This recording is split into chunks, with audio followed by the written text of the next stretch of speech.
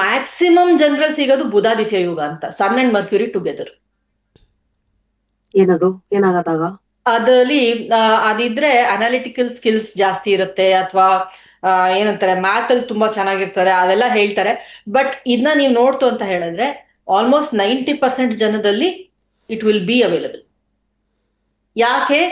Sun and mercury they transit around equal times. Sun 1 month ಅಂತ ಅಂದ್ರೆ mercury around 3.5-4 weeks ಅಲ್ಲಿ transit ಆಗುತ್ತೆ. So ಹಿಂದೆನೆ ಹೋಗ್ತಿರ್ಬೇಕಾದ್ರೆ ಸೇಮ್ ಏನಂತಾರೆ ಸೇಮ್ ಟೈಮಿಂಗ್ ಅಲ್ಲಿ ಟ್ರಾನ್ಸಿಟ್ ಇರ್ಬೇಕಾದ್ರೆ most of the cases it will be seen together. So this is Budhaditya yoga, sun and Budhaditya yoga. ಈ ರಾಜಯೋಗ ಅಂದ್ರೆ ಏನು? ರಾಜಯೋಗ ಅಂತಂದ್ರೆ ಇವಾಗ ರಾಜಯೋಗ ಅಂತಂದ್ರೆ ಓಕೆ ದಿಸ್ ಇಸ್ ರಾಜಯೋಗ ಅಂತ ಅಲ್ಲ. ರಾಜಯೋಗ ಅಂತಂದ್ರೆ ರಾಜ ಮನೋಭಾವ ಅಥವಾ ಮನಸ್ಥಿತಿ ಬರುವಂತ ಯೋಗ ಇಸ್ ರಾಜಯೋಗ.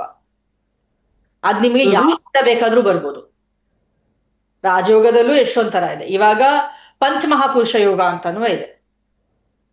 5 ಪ್ಲಾನೆಟ್ ಇಂದ, ಸ್ಯಾಟರ್ನ್ ಇಂದ ಬಂದ್ರೆ ಶನಿಯಿಂದ ಬಂದ್ರೆ ಅದನ್ನ ಸಸಯೋಗ ಅಂತಾರೆ, ವೀನಸ್ ಇಂದ ಬಂದ್ರೆ ಮಾಲವ್ಯ ಯೋಗ ಅಂತಾರೆ, ಜುಪಿಟರ್ ಇಂದ ಬಂದ್ರೆ ಇನ್ನೇನೋ ಒಂದು ಯೋಗ. ಸೊ ಅದಕ್ಕೂ ಒಂದೊಂದು ಹೆಸರಿದೆ.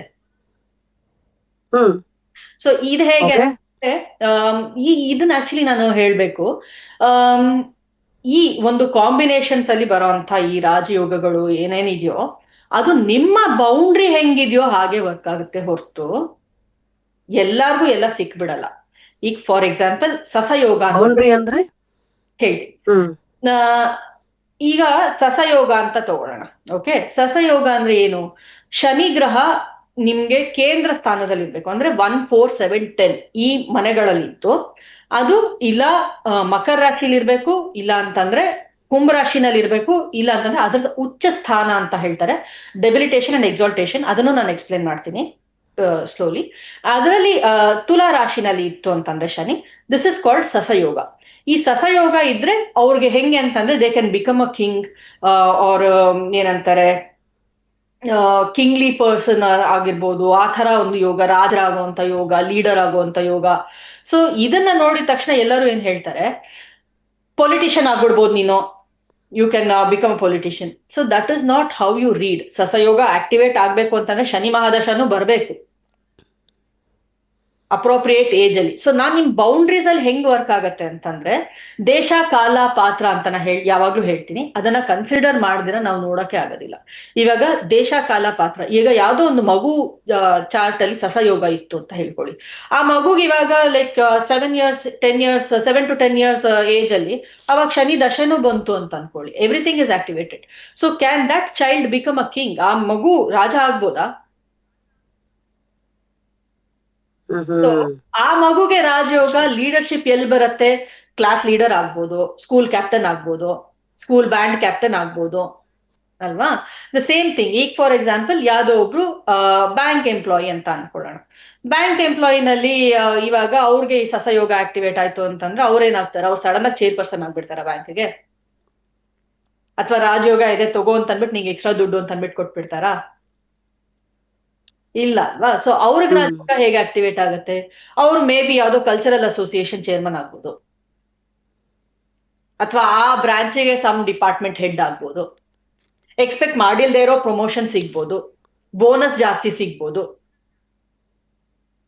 ಸೊ ಬೌಂಡ್ರಿ ಅಂದ್ರೆ ಈಗ ನೀವು ಫಸ್ಟ್ ಸ್ಟ್ಯಾಂಡರ್ಡ್ ಅಲ್ಲಿ ಇರ್ತೀರಾ ಅಂದ್ರೆ ಮೇ ಬಿ ಅದು 2nd to 3rd ತಗೊಳೋದ ಹೊರತು ಫಸ್ಟ್ ಇಂದ 100 ವರೆಗೂ ತಗೊಳೋಕ್ಕಾಗಲ್ಲ. That's what I mean. So Rajayoga ಯಾರಿಗ್ ಬೇಕಾದ್ರೂ ಇರ್ಬೋದು. So now that you spoke about Desha Kala Patra, so Desha Kala Patrana astrology ಮೂಲಕ ಅರ್ಥ ಮಾಡ್ಕೊಳ್ಳೋದು ಸ್ವಲ್ಪ ಬಿಡ್ಸ್ ಹೇಳ್ಬೋದಾ? ಹೇಗದು?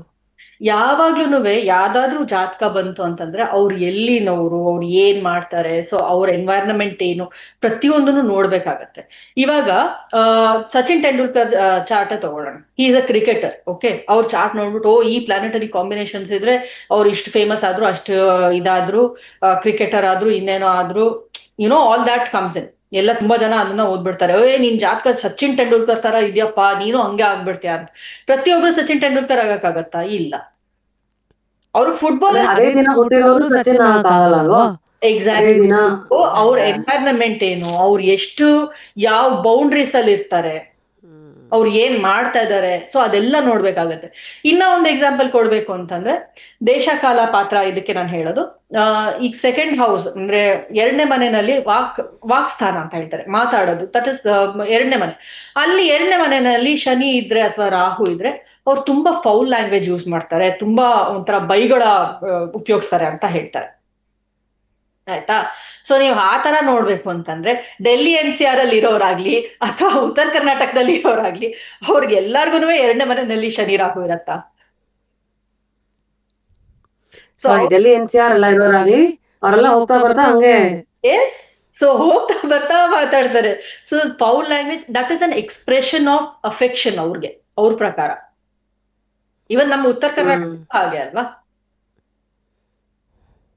ಅವ್ರಿಗೆ ಎಕ್ಸ್ಪ್ರೆಷನ್ ಆಫ್ ಅಫೆಕ್ಷನ್ ಹೊರತು ಅದ ಫೌಲ್ ಲ್ಯಾಂಗ್ವೇಜ್ ಅಂತ ಅಲ್ಲ. ಸೊ ನೀವು ಆ ತರ, ನಾ ಅದಕ್ಕೆ ಹೇಳಿದ್ದು ಇವಾಗ ಯಾವ ಜಾಗದಿಂದ ಬಂದಿದ್ದಾರೆ, ಅವ್ರ ಅಪ್ಬ್ರಿಂಗಿಂಗ್ ಏನು, ಏನ್ ಕತೆ ಏನು ತಿಳ್ಕೊಳ್ದಿರಾ ಸುಮ್ಮನೆ ಜಾತಕ ನೋಡ್ಬಿಟ್ಟು ನಿಂಗೆ ಹಿಂಗಾಗೋಗ್ಬಿಡತ್ತೆ ಹಂಗಾಗೋಗ್ಬಿಡತ್ತೆ ಅಂತ ಹೇಳೋದು ಇಟ್ ಇಸ್ ಸ್ಟುಪಿಡಿಟಿ.